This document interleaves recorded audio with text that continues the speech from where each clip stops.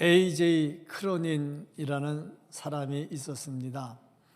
의과 대학에 들어가서 공부를 잘 했고 또 의사가 돼서 이제 푸른 꿈을 안고 병원을 아주 잘 차려서 돈을 좀 많이 벌어봐야 되겠다. 병원을 차려서 열심히 했는데 생각 바뀝니다. 사람이 안 옵니다. 그래서 돈은 많이 투자를 했는데 병원이 안 되니까 속이 많이 상했고 고민을 하다가 하나님께 기도를 했습니다. 하나님, 제가 믿음으로 시작을 했고요. 잘 해보려고 했는데 참 어렵습니다. 어떻게 하면 좋겠습니까? 그때 이제 기도하는 가운데 하나님께서 마음에 감동을 주셨습니다. 얘야, 넌 돈 버는 게 그렇게 좋냐? 나를 위해서는 뭐 아무것도 안 하고 있구나. 그러면서 하는 말이 하나님을 위해서 일해라. 그리고 돈 벌 생각하지 말고 환자 잘 돌볼 생각을 해라. 마음속에 그런 감동이 왔어요. 그 말을 듣고 빨리 회개를 하고, 맞다, 내가 돈 벌 생각만 했지 환자들을 사랑하고 돌보고 베푸는 것은 안 했구나. 회개를 하고 이제 하나님의 영광을 위해서 일하기로 결심을 하고 이제 환자들을 사랑하고 정말 진실한 마음으로 베푸는 마음으로 돌봤어요. 그랬더니 이게 이제 소문이 나기 시작을 해가지고 사람들이 몰려오는데 마치 자석에 쇠붙이 달라붙듯이 돈이 많이 붙었다 하는 그런 얘기입니다. 꼭 잘 돼야 아멘이 나와, 그렇죠? 참 희한해. 마지막에 잘 돼야 아멘이 나와. 1등 해야 아멘이 나오고 2등 하면 아멘 잘 안 나오고 그렇죠. 어쨌든 간에 아멘 하는 것은 좋은 일입니다. 참 내가 움켜잡으려고 하고 내가 뭔가를 하려고 하면 잘 안 되는데 베풀려고 하니까 하나님께서도 풍성하게 베풀어 주시더라 하는 것을 볼 수가 있습니다. 우리의 삶이 움켜잡으려고 하면 자꾸 도망가고 베풀려고 하면 몰려 들어온다는 것, 하나님께서 우리에게 베풀어 주신 은혜입니다. 베푸는 은혜가 있기를 주님의 이름으로 축복합니다. 오늘 봉독해 드린 말씀 마태복음 28장 16절부터 20절까지 이 말씀은 예수님께서 이 땅을 떠나시면서 마지막으로 주신 말씀입니다. 유언이라고도 하기도 하고 최고의 명령, Great Mandate라고도 얘기를 합니다. 최상의 명령이다. 이 명령을 하시면서 예수님께서 하신 말씀이 뭐냐면 세례를 베풀라 하는 말씀을 합니다. 이 세례라고 하는 것, 이 밥티조라고 하는 단어인데 물속에 충분히 적셔진다, 물을 뿌린다, 이런 뜻을 가지고 있습니다. 이것이 신약에서는 결례, 닦는 예식으로 사용이 되다가 나중에 세례 받는다, 세례 준다 하는 것으로 정착이 되기 시작을 했습니다. 예수님께서 이 땅을 떠나시면서 마지막으로 할 말씀이 참 많으실 텐데 왜 그 말씀 중에 최종적으로 세례를 베풀라고 말씀을 하셨을까? 글쎄, 이 여러 가지 의미가 있습니다만은 제가 베푼다 하는 단어를 중심으로 보니까 이 말씀이 참 많이 다가왔어요. 왜 세례를 베풀라고 말씀을 하셨을까? 예수님께서 이 말씀을 하신 의미는 무엇이고 또 그렇다면 이 말씀대로 우리가 순종하며 살 때에 세례를 베풀려면 어떻게 해야 할까? 우리가 세례를 베풀려고 할 때에 하나님은 우리에게 어떻게 은혜를 베풀어 주시는가? 이것은 참 지대한 관심이 아닐 수가 없습니다. 예수님께서 마지막에 하신 이 위대한 명령, 너희는 가서 모든 민족으로 제자를 삼아 그들에게 세례를 베풀고 그들에게 가르쳐서 지키게 하라 하는 말씀. 오늘 말씀 속에서 세례를 베풀라는 주님의 음성을 다시 한번 나에게 주시는 하나님의 음성으로 받고 이 말씀에 순종하며 살 수 있는, 그래서 주님께서 기뻐하시는 자리에 설 수 있는 우리 모두가 될 수 있기를 예수님 이름으로 축복합니다. 아멘. 먼저 이 말씀을 통해서 우리가 알아야 될 것은 왜 세례를 베풀어야 하는가 하는 겁니다. 19절 말씀을 보면은 그러므로 너희는 가서 모든 민족을 제자로 삼아 아버지와 아들과 성령의 이름으로 세례를 베풀고 했습니다. 그러면 세례를 베풀려고 했는데 세례가 뭘까? 이 세례라고 하는 것은 닦는 예식이다 그렇게 말을 합니다마는, 세례 받는 것은 내가 그리스도와 함께 죽고 그리스도와 함께 살겠다는 겁니다. 그러니까 예수님과 하나가 되겠다 하는 거죠. 그러니까 세례를 받는 이유가 뭐냐면 예수님과 하나가 되기 위해서입니다. 세례를 받으면서 내가 주님과 함께 죽겠습니다, 내가 주님과 함께 살겠습니다 하는 이 고백 자체가 이제 주님과 나는 헤어질 수 없는 하나입니다 하는 그런 고백을 하는 거지요. 그러니까 세례를 받았다는 것은 이제 주님과 하나가 되었다는 의미니까 이제 사는 게 달라져야 됩니다. 세례 받기 전에 살던 나와 세례 받은 다음에 사는 내가 달라져야 됩니다. 세례 받기 전에 나는 예수님과 상관이 없는 내 삶이었지만 이제 세례 받은 다음에 나는 예수님과 함께하는 자이기 때문에 예수님의 삶을 살아야 되는 거죠.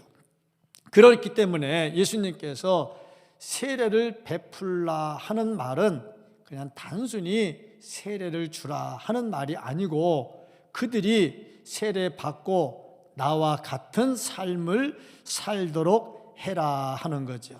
그래서 그들에게 세례를 줄 때 말씀을 가르쳐 지키게 하라 하는 말씀도 같이 주는 겁니다. 그러니까 세례를 준다는 것은 그들이 말씀을 듣고 배우고 그 말씀을 따라 살도록 하는 것, 다시 말해서 예수님과 같은 삶을 살도록 한다 하는 겁니다. 그러면 가르쳐야 될 것이 무엇일까? 말씀을 가르치라고 했는데 가르쳐야 될 것이 무엇일까? 그리고 보니까 복음입니다. 복음을 가르쳐라. 그러니까 세례를 준다는 것은 복음을 전하라. 다시 말해서 쉬운 말로 우리가 자주 사용하는 말로 하면 전도해라 하는 얘기죠.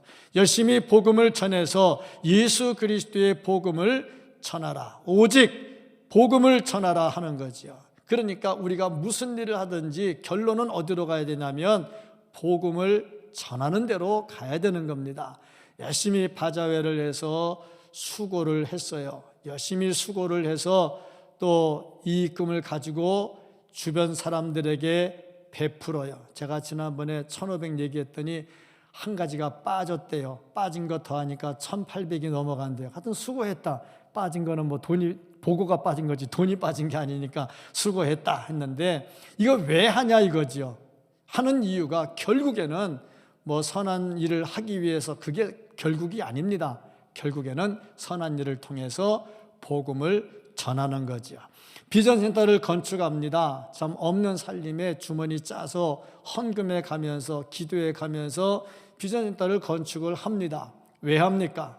결국에는 복음을 전하려고 하는 겁니다. 안 믿는 사람들을 불러들여서 그들에게 복음을 전하려고 하는 거죠. 그러니까 우리가 무엇을 하든지 결국에는 다 복음과 연관이 된다 하는 겁니다. 그래서 사도 바울을 보면 무슨 일을 하든지 복음과 연관을 시켰어요. 그래서 복음을 위해서 자기 생명까지도 걸었던 것을 볼 수가 있습니다. 데살로니가 전서 2장 19절 말씀을 보면은 사도 바울은 이렇게 기록을 합니다. 우리의 소망이나 기쁨이나 자랑의 면류관이 무엇이냐? 내 자랑할 게 뭐냐? 그가 강림하실 때 우리 주 예수 앞에 너희가 아니냐? 이 너희가 누굽니까? 바울이 전도한 사람들 아닙니까? 자랑할 것은 오직 전도에서 구원받은 사람밖에는 없다 하는 겁니다. 사도행전 20장 24절 말씀을 보면 내가 달려갈 길과 주 예수께 받은 사명 곧 하나님의 은혜의 복음을 증언하는 일을 마치려 하면은 나의 생명조차 조금도 귀한 것으로 여기지 아니하노라. 이 복음 전하는 것이라면은 내 생명을 조금도 귀하게 여기지 않겠다, 그렇게 말하고 있습니다. 그러니까 복음 전하는 것이 사명이 됐지요. 사명이 됐기 때문에 모든 것을 다 겁니다. 오늘 말씀, 본문 말씀 19절 말씀을 보면은 모든 민족을 제자로 삼아 그랬어요. 모든 민족을 제자로 삼는다. 대상에 제한되는 게 없어요.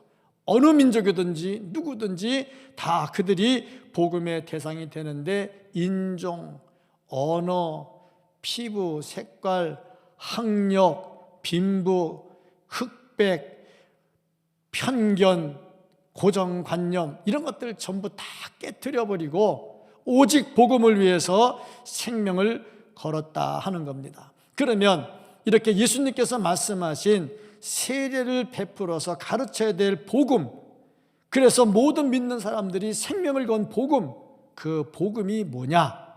뭐가 복음이냐? 복음이라고 하는 것은 복된 소식. 뭐가 복된 소식이냐? 멸망받아야 마땅할 우리들이 예수 그리스도의 은혜로 구원을 받고 천국 간 거, 이게 복음입니다. 이거보다 더 복된 소식이 어디 있느냐? 그 일을 누가 이루었느냐? 예수 그리스도가 이루었습니다. 예수 그리스도가 어떻게 하셨느냐? 하나님과 동등되신데 이 땅에 인간의 몸을 입고 오셨습니다. 30년 동안 여러 가지 개인적 생활을 하다가 3년 동안 공생애 하시면서 십자가에 달려 돌아가시고 부활 승천하신 다음에 하나님 보좌 우편에 앉아 계시다가 다시 이 땅에 오실 것입니다. 이게 복음입니다.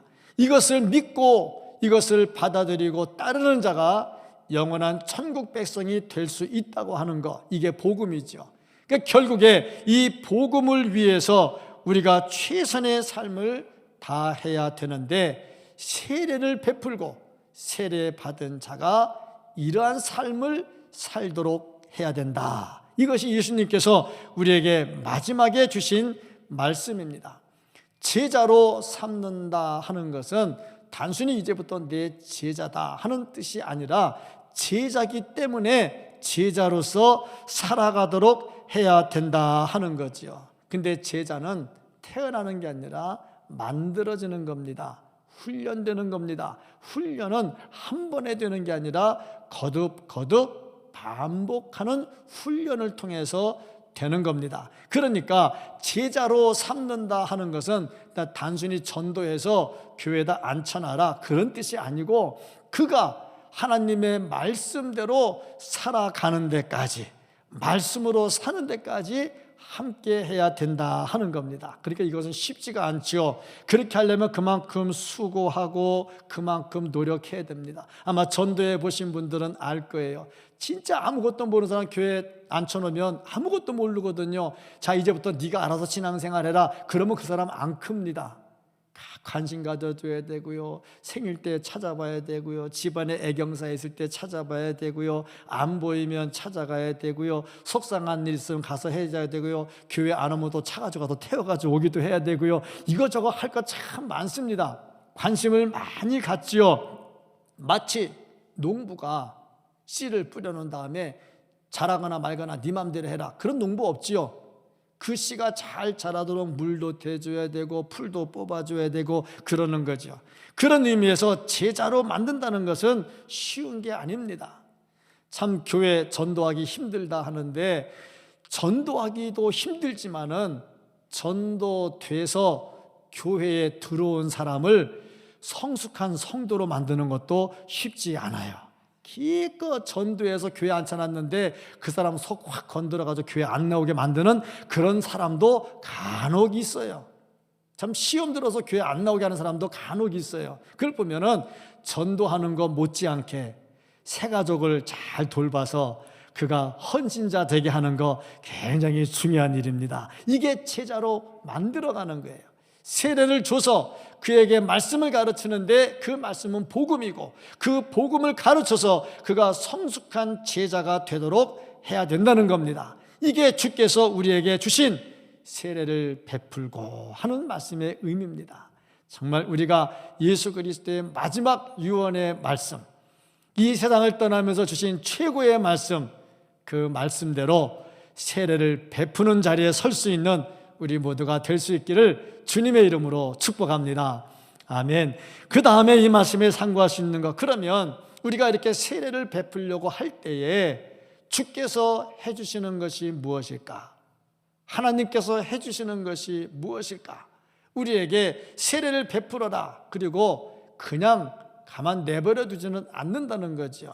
그것이 무엇일까 하고 오늘 말씀을 보니까 주께서 해주신 것, 하늘과 땅의 모든 권세를 가지신 주 예수께서 그 권세를 우리에게 주신다 하는 겁니다. 권세를 주신다. 예수님이 가진 권세가 뭐냐? 하늘과 땅의 모든 권세입니다. 오늘 이 말씀을 보면 한 가지 오해하기 쉬운 게 있어요. 그게 뭐냐면 예수님께서 이전에는 권세를 안 가지고 있었는데 부활한 다음에 권세를 가진 것처럼 보여요. 하늘과 땅의 모든 권세를 내게 주셨으니, 그러니까 이전에는 없었던 것처럼. 이건 좀 심각한 문제가 돼요. 왜냐하면 삼위일체의 문제가 되기 때문에. 그래서 이 말씀은 없던 것을 받았다는 의미가 아니라 예수께서 이 땅에 오셔서 인간의 몸을 입고 계실 때는 삼위일체의 그 모든 권능을 다 사용한 것이 아니라 부분적으로 사용했다는 겁니다. 어떤 걸 사용했느냐? 병자를 고치고, 앉은 자 일으키시고, 죽은 자 살리고, 또 바람과 파도를 잔잔케 하면서 자연 만물을 다스리시고, 그런 정도로 맛보기만 보여준 거지 전체 삼위일체 하나님의 모든 능력을 다 보여준 건 아니란 말이죠. 그런데 이제 부활하셔서 승천하시게 되면 이제 기존에 당신이 가졌던 모든 권능을 다 가지고 활용하게 된다는 거죠. 이 권능을 가지고 우리를 인도해 주신다 하는 겁니다. 그러면 주 예수께서 가지신 권능이 어떤 거냐? 그 권세가 어떤 거냐? 첫째로 죄를 사하는 권세가 있습니다. 주 예수님은 우리의 모든 죄를 다 사해 주십니다. 마태복음 9장 6절 말씀을 보면 그러나 인자가 세상에서 죄를 사하는 권능이 있는 줄을 너희로 알게 하려 하노라. 중풍병자를 고치면서 나는 죄 사하는 권세가 있다 하는 것을 말씀해 줬습니다. 마가복음 2장 17절 말씀을 보면 예수께서 들으시고 그들에게 이르시되 건강한 자에게는 의원이 쓸데없고 병든 자에게라 쓸데있느니라. 나는 의인을 부르러 온 것이 아니요 죄인을 부르러 왔노라 하시니라. 죄인을 왜 부릅니까? 회개시키고 용서해 주려고 부르시는 거죠. 이렇게 주 예수께서는 죄를 사하는 권세를 가지고 있습니다. 이 권세를 우리에게 주셨어요. 그래서 우리가 주 예수를 소개하고 주 예수를 전하면 그 주 예수를 받는 사람들이 죄를 용서받게 됩니다. 그 권세를 우리에게 주신 거예요. 두 번째로 보면은 흑암에서 건져내는 권세를 가지고 있습니다. 흑암은 마귀의 세력이요. 골로새서 1장 3절 말씀을 보면 그가 우리를 흑암의 권세에서 건져내사 그의 사랑의 아들의 나라로 옮기셨으니 사탄 마귀의 권세에서, 어둠의 권세에서, 죄악의 권세에서 주 예수께서 우리를 건져내셨다. 예전에는 마귀를 따랐어요. 사탄의 뜻에 따랐어요. 힘없이 끌려갔어요. 이래저래 유혹을 당했어요. 근데 주 예수 그리스도께서 내 속에 들어오시니까 그 모든 것들을 물러가라, 물러가라 명할 수 있게 해주셨단 말이죠. 권세가 생겼어요. 세 번째로 보니까 마귀의 일을 멸하시는 권세를 가지고 계셨다. 주 예수께서 가진 권세, 마귀의 권세를 다 멸절시켜버립니다. 요한일서 3장 8절 말씀을 보면 죄를 짓는 자마다 마귀에게 속하나니, 마귀에게 속한 삶을 살았어요. 마귀는 처음부터 범죄함이라. 하나님의 아들이 나타나신 것은 마귀의 일을 멸하려 하심이라. 주 예수께서 마귀의 권세를 다 멸하십니다. 그러니까 주 예수 그리스도가 내 속에 계시면 사탄 마귀가 나를 건드리지 못한다는 겁니다. 깨트릴 수 있는 권세가 나에게 있는 것이 아니라 내 속에 계시는 예수 그리스도에게 있어서 그 예수 그리스도가 모든 마귀의 일을, 마귀의 권세를 깨트려 버립니다. 이 권세를 우리에게 주셨습니다. 그래서 우리가 주 예수 그리스도의 이름을 가지고 나가면 마귀의 권세가 깨트려지는 줄로 믿습니다. 그 다음에 네 번째 보니까 심판하는 권세입니다. 주 예수께서 심판하시는데, 심판하는 것은 옳고 그름을 구별하는 것이고 죽고 사는 것을 분별하는 겁니다. 요한복음 5장 27절 말씀을 보면 또 인자됨으로 말미암아 심판하는 권한을 주셨느니라. 그렇습니다. 심판하는 권세를 가졌어요. 그래서 믿는 자에게 영생을 허락해 주십니다. 요한복음 11장 25절 26절 말씀을 보면은 예수께서 이르시되 나는 부활이요 생명이니 나를 믿는 자는 죽어도 살겠고 죽어도 다시 살아납니다. 무릇 살아서 나를 믿는 자는 영원히 죽지 아니하리니 이것을 내가 믿느냐? 영원히 죽지 않습니다. 영원한 생명을 주시죠. 심판하실 예수 그리스도께서 우리에게 영원한 생명을 주십니다. 이 권세를 가지신 분이 나를 하나님의 자녀가 되게 해 주셨습니다. 하나님의 자녀로 주 예수께서 가지신 권세를 같이 누릴 수 있게 해 주셨다 하는 겁니다. 이 권세를 주셨어요. 우리가 나가서 모든 민족으로 제자를 삼아, 모든 민족을 제자로 삼아 그들에게 세례를 줄 때에 주께서 우리에게 이런 권세를 주셨어요. 그러면 누가 이 권세를 받아서 누릴 수가 있느냐? 먼저는 하나님께서 선물로 주셔서 은혜를 입은 사람이죠. 하나님의 은혜 없이는 안 되는 거죠. 그 다음에 두 번째는 예수님을 믿고 고백하는 사람입니다. 마음으로 믿어 의에 이르고 입으로 시인하여 구원에 이른 그 사람. 세 번째는 천국을 위해서 내 모든 것을 다 바친 사람입니다. 천국을 위해서 내 모든 것을 바친 사람이 하나님의 자녀가 되는 권세를 누릴 수가 있습니다. 오늘 본문 말씀 보면 예수님께서 부활하신 다음에 모든 권세를 가졌다 하고 말씀을 하십니다. 이거는 이전에 없던 걸 가졌다는 말이라기보다는 사용하지 않던 것들 다 사용한다는 말이에요. 근데 이때 부활하신 예수님은 어떤 상태냐? 십자가에 당신의 몸을 버리고 생명을 던진 상태입니다.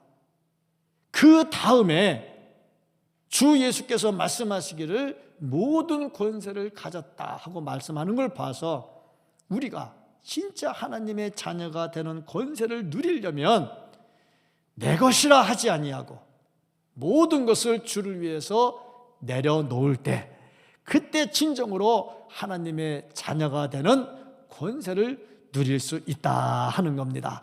다 헌신한 사람, 다 바친 사람, 이런 사람들이 권세를 누릴 수가 있어요. 마태복음 19장 29절 말씀을 보면은 또 내 이름을 위하여 집이나 형제나 자매나 부모나 자식이나 전토를 벌인 자마다 다 버려요. 주를 위해서 버려요.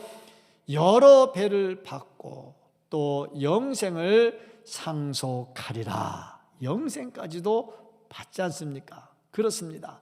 주를 위해 내려놓는 자, 이 권세를 받을 수 있어요. 이 권세를 받은 자 나가서 세례 베푸는 일에 동참할 수가 있어요. 복음 전하는 일에 능력이 나타날 수가 있어요. 우리가 주를 위해서 모든 것을 버릴 때 주께서 우리에게 권세를 더하여 주십니다. 그래서 세례를 베푸는 자리에 동참하도록 만들어 주십니다. 이런 권세를 소유할 수 있는 우리 모두가 될 수 있기를 주의 이름으로 축복합니다. 아니, 이 권세를 이미 소유했다는 것을 확신하고 살기를 주님의 이름으로 축복합니다. 그 다음으로 이 말씀을 통해서 우리에게 주는 것, 그러면 어떻게 하면 우리가 이 권세를 가지고 사용하는데 사역을 극대화시켜 나갈 수가 있을까? 어떻게 하면 이 권세가 죽지 아니하고 소멸되지 않고 이 권세를 최대한 사용해서 세례를 베푸는 자리에 동참할 수 있을까 하는 겁니다. 첫째로, 은혜의 장소에 있어야 되겠다. 자, 은혜를 받아야 되겠지요. 오늘 제자들 보면요, 예수님 십자가 달려 돌아가신 다음에 부활하셨는데 부활에 대한 확신이 없으니까 두려워 떨었어요. 물고기 잡으러도 가고 막 그랬잖아요. 이제 복음을 포기해버렸잖아요. 근데 예수님께서 16절 말씀을 보면 이렇게 기록을 했습니다. 11 제자가 갈릴리에 가서, 갈릴리로 갔습니다. 왜 갔느냐? 예수께서 지시하신 산에 이르기 위해서. 그러니까 예수님께서 제자들에게 뭐라고 말씀했냐면 갈릴리로 가서 보자 하는 거예요.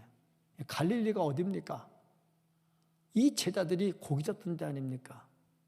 거기서 예수님의 부름을 받았지요. 예수님의 부름을 받고 모든 걸 다 던져버리고 예수님을 따랐지요. 다시 말해서 은혜 받은 자리요. 은혜 받은 자리. 사람이 은혜 받은 자리를 잊어버리면 세례를 베풀고 여기 관심이 없어요.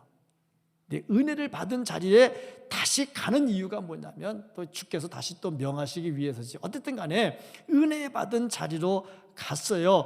은혜 받은 자리로 뭐 하나님께서 은혜를 베푸는데 뭐 특별한 장소가 있겠습니까? 어디나 계시는 하나님인데, 그런데 또 특별한 장소에 불러서 은혜를 베풀어 주셔요. 그 은혜 받은 자리에 서야 사역의 극대화를 이룰 수가 있습니다. 우리도 항상 은혜 받는 자리에 서야 됩니다. 그 은혜 받는 자리가 우리 대동교회가 되기를 축복합니다. 여기서 은혜를 받고요, 여기가 은혜의 장소가 되고요, 여기가 기쁨의 장소가 되고요. 아멘, 할렐루야. 기쁨의 장소가 되고 은혜의 장소가 돼야죠. 그저 낙심하고 힘들다가도 여기만 오면 힘이 생기고요, 하나님께서 베풀어 주시는 은혜가 넘치고요, 그런 은혜가 넘치는 장소, 항상 은혜가 충만한 장소에 머물 수 있기를 주의 이름으로 축복합니다. 두 번째가 뭐냐면 주님에 대한 첫사랑을 회복을 해야 되겠다. 사람이 살다 보면 슬럼프에 빠질 때가 있습니다. 믿음 좋은 사람도요, 슬럼프에 빠질 수가 있습니다. 16절 다시 한번 보면 11 제자가 갈릴리에 가서 예수께서 지시하신 산에 이르러. 자, 예수님이 다른 산이 아니고 한 산을 지시해 주셔요. 이 산이 어떤 산이냐? 글쎄 성경에 나와 있지는 않아요. 그런데 이 산을 학자들은 설명하기를 예수님께서 팔복을 가르치신 산이다, 그렇게 설명을 합니다. 거기서 복 있는 자에 대해서 예수님께서 설명을 하셨어요. 그리고 거기서 제자들을 불렀어요. 다시 말해서 처음에 은혜 받을 때 그 장소, 첫사랑을 다시 회복하라 하는 겁니다. 사람이 은혜 받은 장소에 가면요, 다시 또 옛날 생각나서 힘이 생기는 법이거든요. 그래서 제자들을 불러서 거기서 첫사랑을 회복하도록 해주고 다시 한번 소명을 주는 겁니다. 소명을 다시 주는 거예요. 옛날에 줬던, 소명 줬던 자리로 불러가지고 다시 소명을 또 주는 겁니다. 그러면 힘이 생겨나게 되겠죠. 신앙의 슬럼프에 빠져서 복음을 전해야 될지 말아야 될지, 아니 그냥 아예 포기를 해버렸죠. 그러니까 고기 잡으러 가고 막 그러지 않았습니까? 그들에게 다시 주께서 새로운 사명을 줍니다. 사람이 살다 보면요, 그래도 1년 365일 10년 20년 30년 줄기차게 믿음 크는 사람 없어요. 살다 보면요, 또 시험 들 때도 있고요, 속상할 때도 있어요. 하나님과 친구라고 그러고 하나님과 얼굴을 대면해 봤던 모세도 슬럼프에 빠질 때가 있었거든요. 하나님께서 보실 때 내 마음에 합한 사람이라 내가 그를 불러서 막 이렇게 말씀해 줬던 다윗도 슬럼프에 빠져요. 하늘에서 불을 내리고 하늘에서 소낙비를 내렸던 엘리야도 슬럼프에 빠질 때가 있거든요. 그런데 무너지진 않았단 말입니다. 다시 일어났다는 겁니다. 그러니까 우리가 신앙의 슬럼프에 빠질 때, 옛날 첫사랑을 잃어버리고 교회 오랫동안 신앙생활 하다가 시험에 들고 낙심할 때 꼭 명심해야 될 거, 믿음의 사람들도 그런 적이 있었는데 무너지지 않았다는 거, 다시 일어났다는 거. 제자들도 예수님 따라다니면서 얼마나 큰 일들을 많이 했습니까? 귀신 쫓아내고 병자 고치고 죽은 자 살리고 놀라운 역사를 일으켰잖아요. 그런데 그들도 시험에 들어가지고 낙심해 있잖아요. 근데 주님 다시 불러서 첫사랑을 회복시켜 주십니다. 그렇습니다. 첫사랑을 다시 한번 회복한 사람, 주께서 주신 말씀 세례를 베풀고 거기에 열정적으로 동참할 수가 있습니다. 처음 예수를 믿고 기뻤을 때의 마음을 다시 회복할 수 있기를 주님의 이름으로 축복합니다. 세 번째로, 예배의 수준이 높아져야 되겠다. 예배의 수준이 높아진다. 17절 말씀을 보면은 제자들이 예수님을 만납니다. 그리고 뭐 했느냐? 경배했다 그랬습니다. 예수를 배웠고 경배하니. 경배했다. 이 경배라는 말은 하나님께 예배하는 겁니다. 언제 제자들이 예수님께 예배한 적이 있습니까? 없잖아요. 그런데 이제 이 자리에서 업그레이드 되는 거야. 예수님을 예배의 대상으로 맞이하게 되는 거죠. 예배의 수준이 높아지는 겁니다. 그렇습니다. 우리가 세례를 베풀고 하는 자리, 복음을 전하고 그들을 가르쳐 지키게 하고 하는 자리에 서려면 어떻게 되느냐? 내 예배의 수준이 높아져야 되는 겁니다. 그저 교회에 나와서 앉아있다 가는 예배가 아니고, 한번 예배 빠지면 뭐가 찜찜해서 나오는 예배가 아니고, 그저 와서 설교 들으러 왔다 가는 예배가 아니고 살아있는 예배가 되어야 됩니다. 제가 목회하면서 살아서 약동하는 교회 제1번 예배가 살아있는 교회를 하는 이유가 바로 여기에 있는 겁니다. 예배가 살아나야 모든 것이 살아나게 됩니다. 그러려면 어떻게 해야 되느냐? 우리가 하나님께 예배할 때, 찬양할 때도 찬양이 뜨거워져야 돼요. 미리암이 춤추며 찬양했던 것처럼, 다윗이 옷이 벗겨지는 것도 모르고 찬양했던 것처럼 그런 찬양이 있어야 되고요. 말씀을 들을 때 귀로 듣는 것이 아니라 심령으로 들어야 되고요. 말씀을 들으면 그저 듣고 돌아가면서 잊어버리는 것이 아니라 이 말씀대로 살려고 몸부림치고 안 되면 다시 또 기도하고 그러면서 살아 있어야 되고요. 이것이 살아서 약동하는 예배입니다. 그 다음에 기도할 때도 하나님께 마음을 쏟아놓고 기도하고요. 하나님께 예물을 드릴 때도 이 예물이 그냥 있는 거 드리는 것이 아니라 주께서 나에게 주신 주께서 나에게 주신 물질의 일부분을 거룩하게 구별해서 드린다고 하는 나의 믿음과 함께 드려야 되고요. 그러니까 억지로 하거나 인색함으로 하지 아니하고 즐거움과 자원함으로 하고요. 드리고도 기쁘고요. 드리고도 더 드리고 싶고요. 그렇지 않습니까? 내가 사랑하는 사람에게는 뭐 하나 주고 야 이제 줬으니까 끝났지 그렇게 안 하잖아요. 주고 기분 좋으니까 다음에 또 뭐 줄까 또 생각을 하고 주고 나면 또 기쁘고. 나는 이 설교 가지고 밤새 할 수가 있어. 그냥 아멘 나올 때까지 계속 할 수가 있어. 즐거운 마음으로 드리고 하나님께 예물을 드리고 아이고 이제 큰일 났다 이제 없어 어떻게 사나 그게 아니고 드리고 나서 자리가 비었으니 하나님께서 어떻게 채워주실까 기대가 되기도 하고 또 내가 지금은 조금 드렸는데 좀 더 드릴 수 있을지도 얼마나 좋을까 뭐 이게 억지로 하는 게 아니고 누가 시켜서 하는 게 아니고 뭐 목사가 헌금하라고 해서 그거 듣고 막 억지로 짜내는 거 그런 헌금이 아니고 진짜 은혜 받고 기쁘고 즐겁고 감사함으로 하고 이게 뭐 살아있는 예배가 된다 하는 겁니다.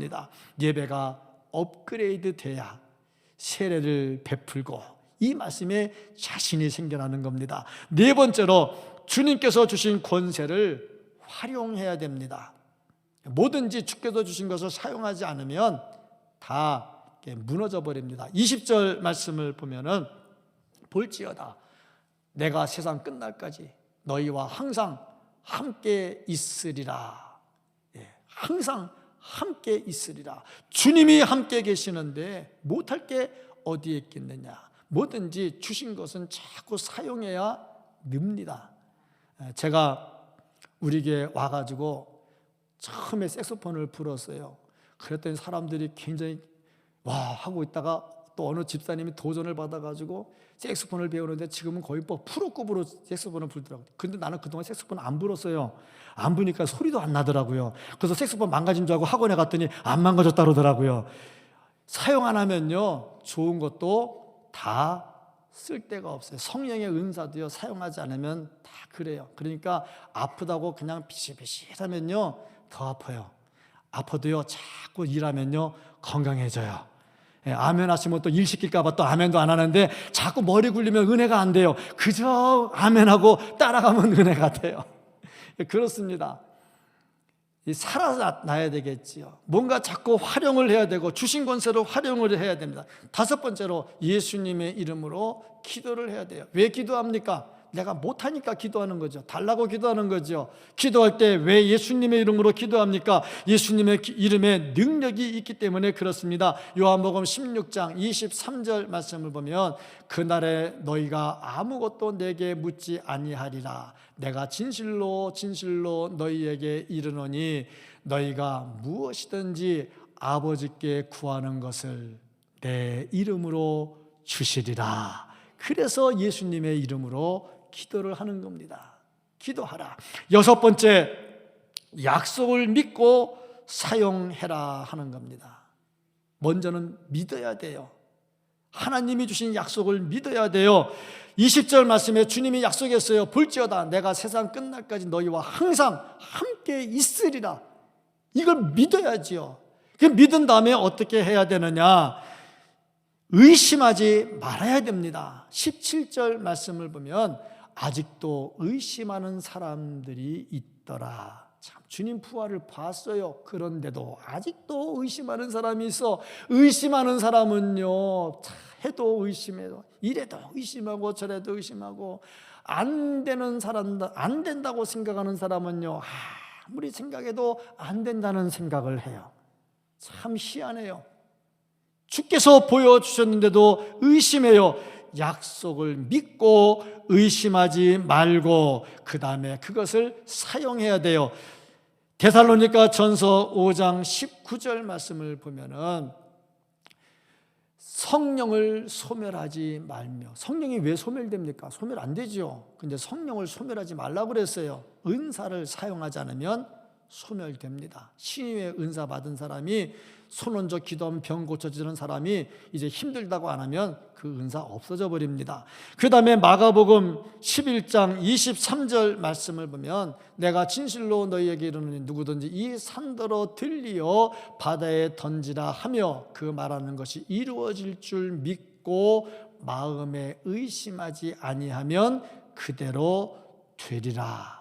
의심하지 않으면 그대로 되리라. 뭐 기도 끝나고 당장 되는 것만이 되는 건 아니잖아요.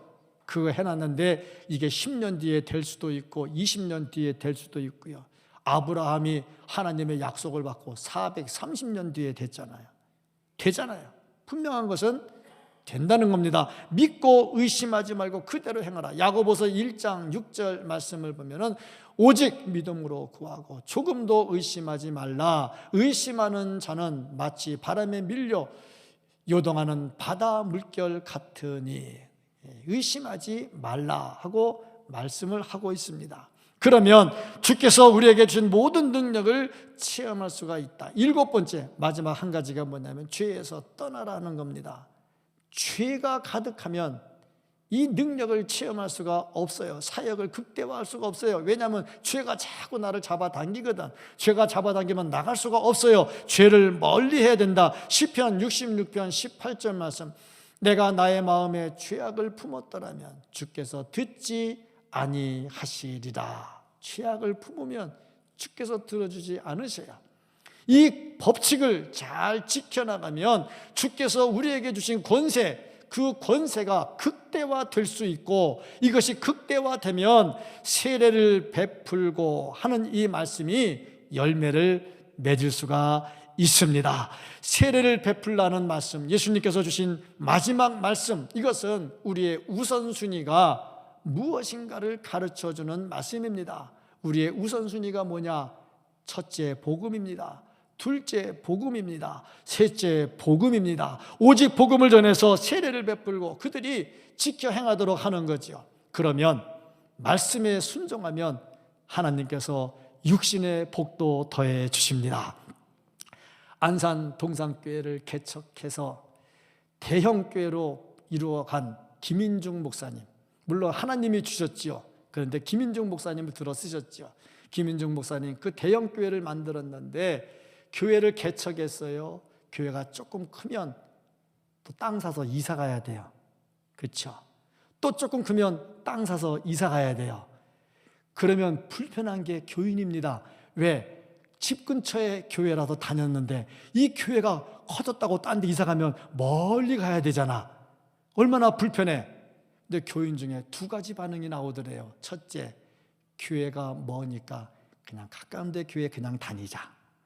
또 두 번째, 교회를 위해서 땅 팔고 교회 근처로 집 사서 이사 가자. 그래서 집 팔고 이사를 가는 사람. 두 종류의 사람. 여러분은 어느 쪽에 서겠습니까? 1번에 서겠습니까? 2번에 서겠습니까? 걱정할 거 없는 거, 나는 갈 일이 없다는 거. 자, 근데 이제 1번이냐 2번이냐 하는데 김인중 목사님의 그 간증이에요. 집 팔아가서 무조건 교회 따라온 사람들은 다 부자가 됐대. 왜냐하면 목사님이 땅 사서 이사가는 동네는 다 개발이 되는 동네거든. 다 영적으로 보고 가거든. 그러니까 교인들은 그 생각을 못한 거야. 그냥 목사님과 교회만 생각하고 집 팔아서 갔는데 가면 집값 올라. 또 이사가면 또 팔아서 갔는데 집값이 또 올라. 그래서 부자가 됐다는 얘기예요. 아멘 안 나오죠? 참 이것도 아멘 하는 것도 은혜라. 제가 분명히 얘기했죠. 교회 팔아서 이사 갈 일 없다고. 그런데도 아멘이 안 나오잖아. 그러는 겁니다. 믿음으로 하면, 세례를 베풀고 믿음으로 따라가면 하나님께서 육신의 복도 더해 주십니다. 이런 은혜가 있기를 주의 이름으로 축복합니다. 주님께서 주신 마지막 말씀입니다. 세례를 베풀고, 이 말씀에 우리도 동참하면서 지역 주민들을 주께로 인도하고 베풀고 또 베풀어서 하나님의 나라를 확장해 나갈 수 있는 우리 모두가 될 수 있기를 예수님 이름으로 축복합니다. 아멘. 기도하겠습니다.